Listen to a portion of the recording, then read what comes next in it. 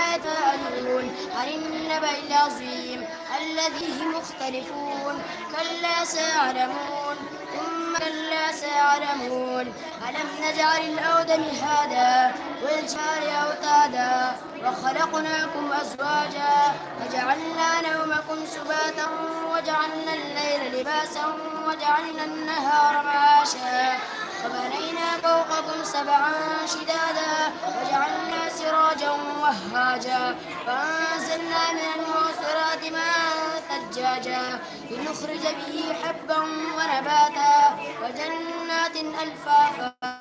إن يوم الفصل كان ميقاتا يوم ينفخ في السور فتأتون أفواجا وفتحت السماء فكانت أبوابا وسيرت الجبال فكانت سرابا إن جهنم كانت مرصادا للطاغين مآبا لابثين فيها أحقابا لا يذوقون فيها بردا ولا شرابا إلا حميما وغساقا جزاء وفاقا إنهم كانوا لا يرجون حسابا وكذبوا بآياتنا كذابا وكل شيء أحصيناه كتابا فذوقوا فلن نزيدكم إلا عذابا إن للمتقين مفازا حدائق وأغنابا وكواعب ترابا وكأسا دهاقا لا يسمعون فيها لغوا ولا كذابا جزاء من ربك عطاء حسابا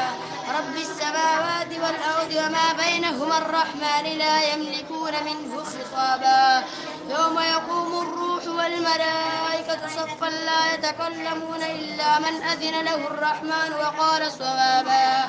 ذلك اليوم الحق فمن شاء